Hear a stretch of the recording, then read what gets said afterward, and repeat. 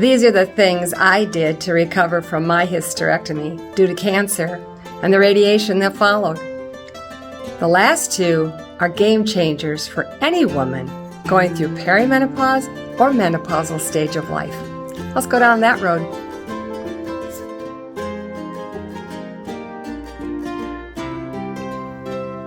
Hello, faithful people. I'm Orlene. I'm Gary.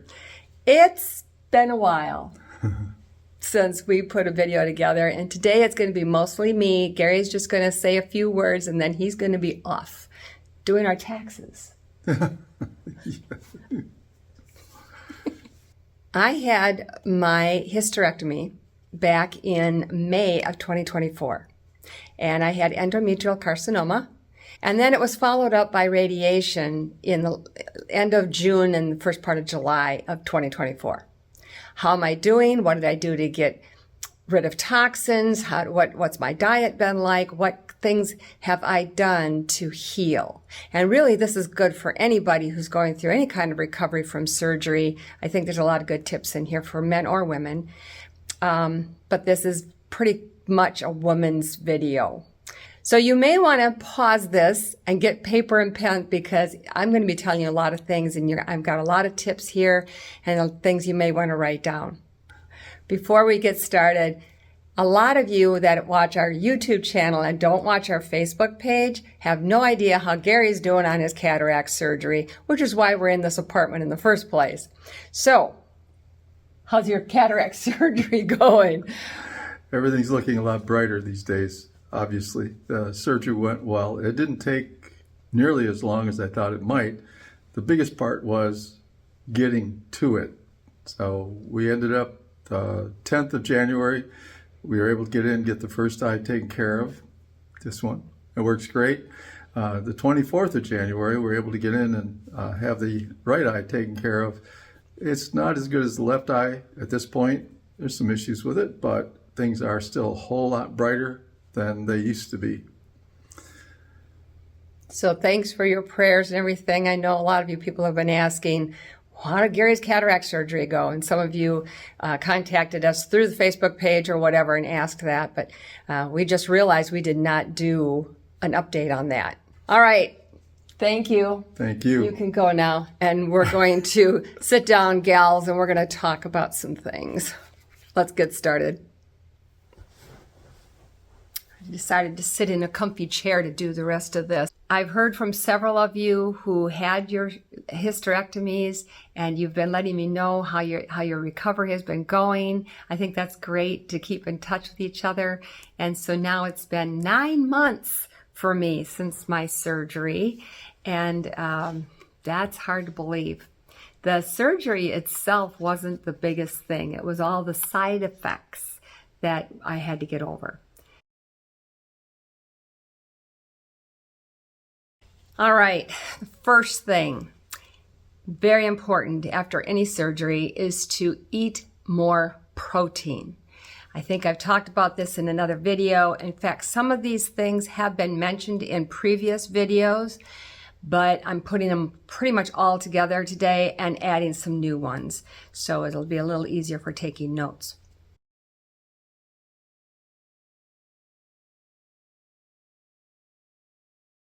Protein, I'm taking about 55 to 60 grams of protein per day. And sometimes it means I have to cheat a little bit by using an organic protein powder and mixing that with water or whatever, and that helps to get my total for the day. The brand I like is Orlene. And another brand that's very good too that I know of, I've tried it, it's a little more, it was quite a bit pricier, but my son gave it to me, so it was a nice gift. It's Kachava. Kachava and Orlene are the two that I really do like. The ingredients in them a lot better. They have a lot of superfoods in them, and plus the protein is a clean protein. Why do you need protein?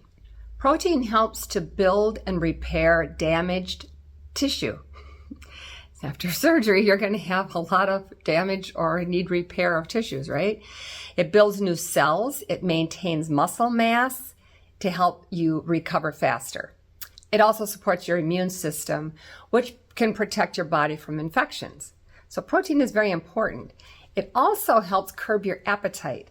So if you feel like you're kind of laying around a lot and you're just wanting to eat something all the time because you're laying around recovering, protein will help you to feel fuller longer and you won't be as hungry for those temptations. It helps keep your bones healthy, boosts your metabolism, and you'll have smaller blood sugar spikes. So protein is really important.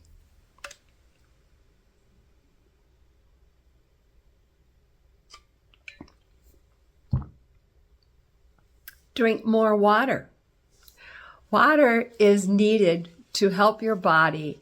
Every organ in your body needs water, needs hydration. If you are having brain fog, if you're constipated, if you're feeling tired or sluggish, it could be because you're dehydrated. Take a good glass of water and see what happens. It might make all the difference. Sometimes I'll have green tea. Green tea is also very healing to the body.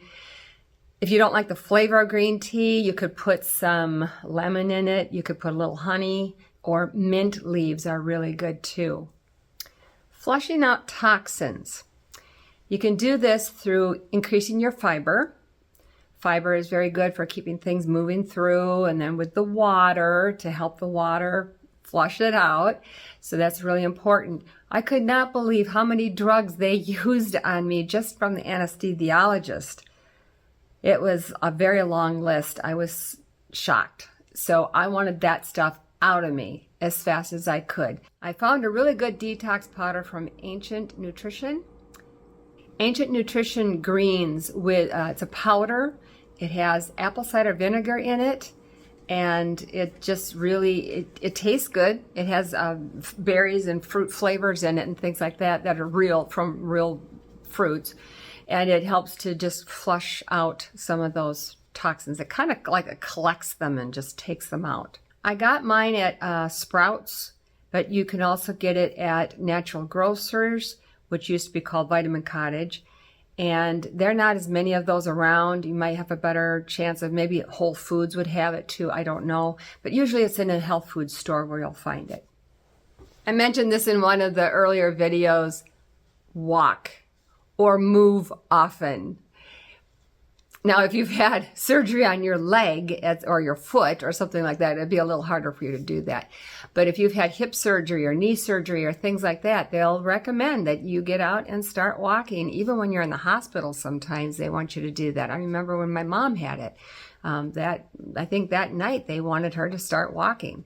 So it is very important because it gets things going, it keeps things moving, just helps the body to heal faster. You may feel like you're walking a snail pace at first, but just keep doing it a little bit more at a time.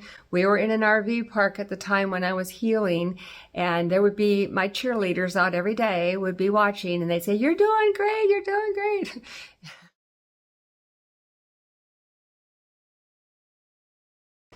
The neighbor just started their vacuum cleaner. I don't know if you can hear that or not, but I'm going to just go ahead with this anyway. One of the fun things about living in an apartment. That's going to be another video, by the way. What we miss about the RV and what we are liking about the apartment. There's pros and cons for both. Anyway, let's talk about diet. Ah, that word, yeah. Do you know that everybody's on a diet? Everybody's on a diet. It's either a good one or a bad one, a beneficial one or not. But everybody's on a diet. So when people tell me they're going on a diet, I'm like, you're already on one, but okay, what are you doing? What are you changing in your diet? So there's a lot of them that boast that they are good for anti-cancer. A lot of them have had great success with things like shrinking tumors, cancer going away, cancer not coming back. And that's part of what I am in the process of now, is making sure that I don't get the cancer back. There is that possibility. So I want to do things that are going to keep it away. I considered all the different ones. I looked at so many different diets out there. One is the carnivore diet. Very popular, and it's not new. I've read that some people have been doing carnivore diet for over 20 years. That's eating mostly meat and dairy, eggs. Okay, they don't do any fruits or vegetables. They don't do any grains or seeds, nuts or legumes. It's all pretty much meat, eggs, cheese, butter, bone broth. And the results of eating that kind of a diet for them has been very successful. They've lost weight. They've had a lot of health issues that went away. That's a possibility. Think about that one. Another one is the keto diet. I mentioned the keto diet a while back. I had actually found a magazine at a thrift store for 25 cents. That was a bargain. And it had all kinds of recipes for keto. And I really, really liked a lot of the things I saw in there. Keto is high fat, high protein, low carbs. When the body is in the state of ketosis, it burns fat. So that's why a lot of people do it for a weight loss thing. We all know that sugar feeds cancer cells. And so in a keto diet, you're staying away from a lot of the sugar and the carbs. And that means your bread, your pasta, your rice, those kinds of things, and sugar, obviously. Processed foods have a lot of sugar. So you're going to want to stay away from those things and do high fat, healthy fats, and low carbs. That's basically what keto is. It improves blood sugar levels, and it does include some fruits and vegetables, but not all. It also includes nuts and seeds, eggs, high-fat dairy, and greens. Some of you may be wondering about a gluten-free diet. A gluten-free diet would be when you eliminate things that have gluten in them. And that would be found in breads and pastas and things, although you can buy gluten-free versions of them. But I think that's where the paleo diet comes in, and that is a grain-free diet. Vegan is where you don't eat anything that has a mama. So you can't eat eggs because it comes from a chicken, a mama chicken. You can't eat meat because it comes from a mama. You can't have dairy because it comes from a mama cow or a goat. You can't have anything that has a mama. So that's a vegan diet. It's a very plant-based diet. It has a lot of leafy greens, seeds, nuts, legumes, fruits, and vegetables. Then there's the Mediterranean diet. A Mediterranean diet is what is touted by doctors and the American Cancer Society and American Heart Association and others for being such a great diet. And it is a good one. It's more of a balance of foods. So you're getting some meats, which is mostly from seafood, like fish. You're also getting your fruits and veggies, healthy fats, legumes, whole grains, seeds, and nuts, and red wine in moderation. Now, a lot of people are wondering, well, okay, all these diets have their pluses, their pros, and their cons. All these diets have had people have success at keeping cancer away, shrinking cancer tumors, things like that. There's been a lot of people talking about that and their own personal experiences. Here's my thought. Don't mess with God food. It's a lot easier. If man has taken something and messed with it, that's not God food. So you want to stay away from processed foods. And I'm talking about highly processed foods like cold cereals and pastas and things that have had a lot of hands to put them together and make it. All right? Some will say, well, frozen vegetables are processed. They are, technically, but they're not ultra processed. And when they pick those vegetables to put in the bag and freeze them, that's all that's in it is just the vegetable. There should not be anything else in that bag. And they're all picked at their prime. They're always picked when they're ripe. So that's an advantage of frozen vegetables. And that's a processed food that we will still eat. The thing that all the diets that I mentioned had in common is that they don't have junk food. because that's really what ultra-processed foods are, is junk food.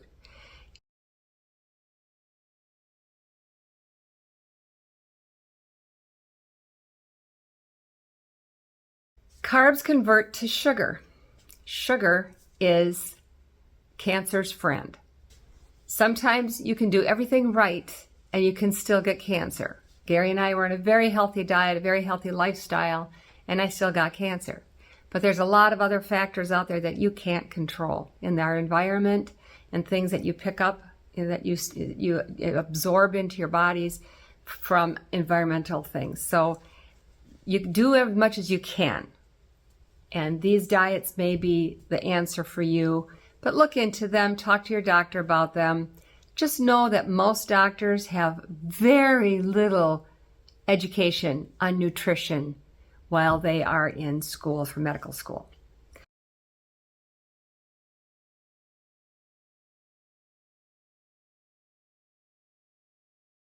There are some foods that we know cause cancer. I think it's wonderful that they're looking at getting rid of artificial colors and artificial sweeteners. Hopefully will be next. A lot of those things are banned in other countries for good reason. They cause cancer. And we've known about it in America for a long time, where we know this already. We've already known this, but a lot of Americans don't. So it's high time we have a complete overhaul on our American diet. We eat very little grains. Gary does have his oatmeal every morning. I can't eat oatmeal because it makes me sleepy. It's good for high blood pressure, which I don't have. I have low blood pressure, so it actually makes me sleepy. But I can do buckwheat, which actually is a seed, not wheat at all. It's not even a grain. Or I can do quinoa, and I can cook that as a hot cereal. Quinoa is another one that they call it an ancient grain, but it's not a grain at all. It's another seed. So I think we do a lot of seeds and nuts in our diet, and that's where we get some of our fat from. I will put olive oil, 1 to 2 tablespoons, in my smoothie in the mornings. If I have a protein smoothie, it does not taste, you don't taste it at all. Make sure it's real olive oil. Get a good quality olive oil. Sometimes they sneak in canola and vegetable and some other oils in there. You don't want that. You want to have pure virgin olive oil. It makes the smoothie really creamy. It's good for your heart. It's good for your brain. It's good for a lot of things in your body. We also use real butter, not plastic butter. That whole thing with margarine, there are a lot of truths that are going to be coming out about our diet and what we've been told for so many years. If I do butter, it's going to be coming from a cow that has been grass-fed, organic. So that's what you want to be looking for. Organic Greek yogurt has very little sugar in it, if any. Sometimes you can find that doesn't have any at all. And compared to regular yogurt that is loaded with sugar, look at your labels. Get to know what artificial sweeteners names are. There's one that's a real sneaky one because no one in a million years would know what it is. It's in a lot of gum. It's in a lot of foods. It's called a sulfame potassium. It's an artificial sweetener. And it's in a lot of foods. The main thing to remember is that sugar feeds cancer cells. So if you're trying to heal your body from a cancer surgery, if you're trying to prevent getting cancer again, stay away from the sugar as much as you can. Now you're thinking, well, what about honey? I mentioned honey a while ago. Honey is a natural sweetener. God made it. God made the bees to make the honey. And honey has a load of health benefits. So I don't eat a lot of it. I might have maybe a teaspoon a day, but it's still a natural sweetener. Fruits have natural sweetener. A lot of people say don't eat bananas because they're such high in sugar. Buy bananas that are more on the green side and they'll have less sugar in them. Bananas have a lot of really good health benefits, so we're not going to cut those out of our diet. Maybe that's a mistake. I don't know. But I think that because God made them, it's okay. Another artificial sweetener to avoid is high fructose corn syrup. Look at your pancake syrup, the one that you're thinking is that's maple flavored. Just buy regular maple syrup. It might cost a little more, but you're going to pay for it one way or the other, either with bad health or with paying more at the grocery store for something better. Go for the real maple syrup. Stay away from the artificial stuff. In addition to those foods that I've mentioned and some of the things you might want to get out of your diet, there are a lot of beverages that are not good for healing after surgery or for keeping cancer away. If it says diet soda on the label, chances are you're not going to benefit anything from drinking that. Diet sodas, in the beginning, they talked about how they'll help you keep weight off, they'll help you lose weight. But in reality, what they do is they have used artificial sweeteners that are so sweet that they make you crave more. And when you crave more, you drink more, and it just is this constant cycle. Plus, the body doesn't know what to do with artificial sweeteners. It doesn't recognize it as real because it's not. So try to stay away from diet sodas as much as you can.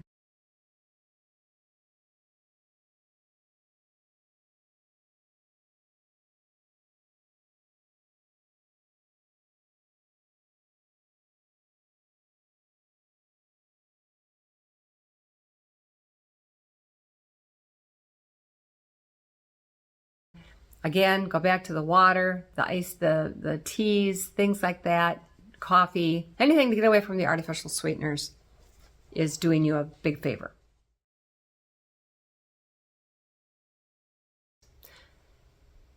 Stress is probably one of the biggest things you want to try to avoid if you're just in general in your life, because stress is associated with so many illnesses, and it can weaken your immune system and it can cause cancer over time. So you really want to watch the stress levels, learn to do things that will release it. One of the things I would love to look into is Tai Chi, because just the discipline and everything of doing Tai Chi helps, and it's a meditation kind of thing too, and it just helps with releasing a lot of tension, if you have a lot of stress in your life. So I would recommend looking into that, looking into yoga, looking into dance classes, anything that's fun, getting into some new hobbies.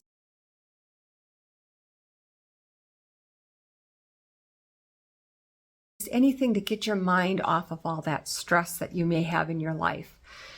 It really will go a long way at helping you heal faster, and it will help you to increase elevate your immune system. It helps to prevent illnesses.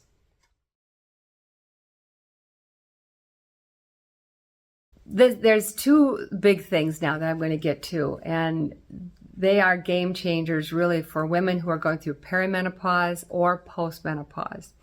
These are two issues that a lot of women have that go through during those stages of their life. And since the majority of the people that follow this channel, even though it was originated for an RV travel life channel, has always been that we have more women following it. And now since I've started my cancer journey videos, it has really pumped up a lot more women watching us. So I'm speaking to my audience here. There are two things that I want to share with you. One is HRTs. When I went through menopause 20 years ago, that was about the time that the Women's Health Initiative came out with their study that said that HRTs caused breast cancer. So all across the board, many doctors stopped prescribing HRTs. There was a recent study done about a year ago. It was in April of 2024. It was a study that was done over a number of years on over 10 million women. And what they found was that the Women's Health Initiative had a lot of flaws in that study. I'm not going to tell you if you should take them or not. And I have a feeling that in my comment section, there's going to be women who are going to be telling me their success stories by taking them and some that wish they had. I was fortunate that I didn't go through things like hot flashes and night sweats and things like that. Supposedly, that's what HRTs help with the most. But the more women you talk to, the more you find out the other things that it also helps with. So it's something you're going to want to talk to your doctor about. I'm just letting you know about the study. It's hard to find information on it now. It was done in 2024, April of 2024, and it was an HRT study. HRTs can help with brain, bone, heart, perimenopausal symptoms, and postmenopausal symptoms. Talk to your doctor or gynecologist about it. If they have not read the study by now, it has been out almost a year, you may want to switch to a different doctor or demand that they look at it or something. Wake them up, because that 20-year-old study is outdated and it was never really legitimate to begin with. In fact, when I mentioned it to one of the doctors at MD Anderson in Houston, Texas, they said they always knew that it was flawed, but it's all they had to go on. For 20 years. Shouldn't have been. Finally, this is another tip that's a game changer for me.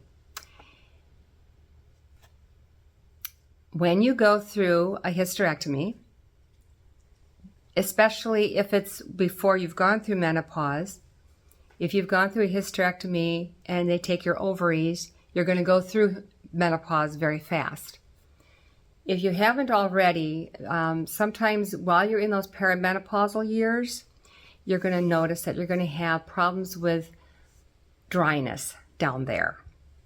And it can make having sex painful. And it can be something that I never knew this before, but everything's connected in the body, one way or the other. It can also lead to bladder incontinence. So having vaginal dryness or vaginal atrophy is a huge issue.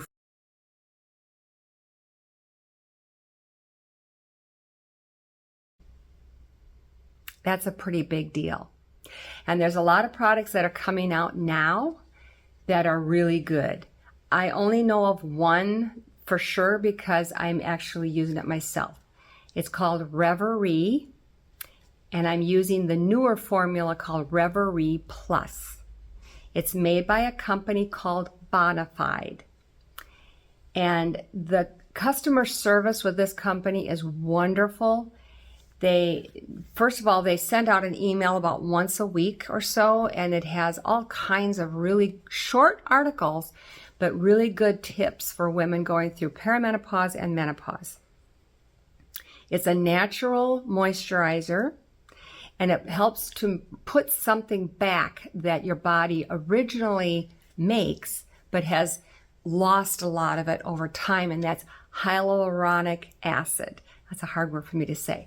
But it's a very important part of keeping things hydrated down there. And when you keep things hydrated down there, the bladder all of a sudden kind of stops doing the problems I was having with that. It was like, I'm not having that issue anymore.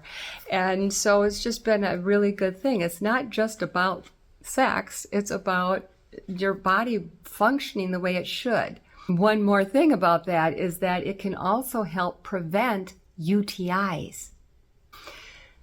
When you think about it, anything that happens in your body, like even a paper cut on your finger, that can affect your whole hand. sometimes when it comes to doing things, and if you have a cut on your finger, if you have a broken arm or a broken hand or a foot, it affects your whole body in one way or another. So it makes sense that if something in your body is not working anymore, or because of surgery, it is drying it up, it makes sense that it's going to affect other organs.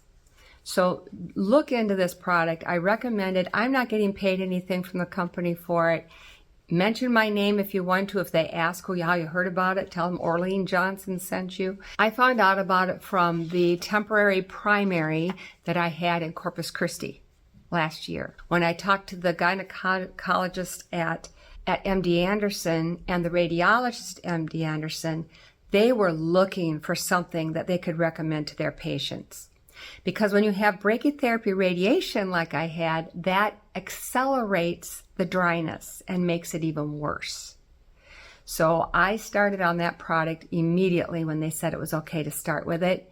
And I've been doing it 2-3 times a week.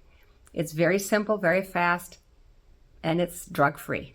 Bonafide has other products too. If you go on their website, you'll find that out, for things like night sweats, hot flashes, and other products for just specifically for women. It's a big deal. I'm going to wrap this up. There's so many more things I could talk about. This has been such a hard video for me to put together. I've been working on it for months, trying to figure out what is the most important. Maybe you have some things that you could suggest for recovering from surgery, especially hysterectomy, or to prevent cancer from coming back. Maybe you have some ideas and some thoughts. Put those in the comments down below. We really appreciate it. And then, I learned so much from reading comments after videos. Sometimes I get more out of the comments section than I do out of the video itself. So check those out down below and see, and let's get a community going here. There is a series of other videos on this topic of this. I will put them up here, and you can watch them after this. Like this video if you liked it, if you think it's helpful. Subscribe if you want. Share it with others who maybe need to be hearing it too. It's always appreciated. And until next time, God bless.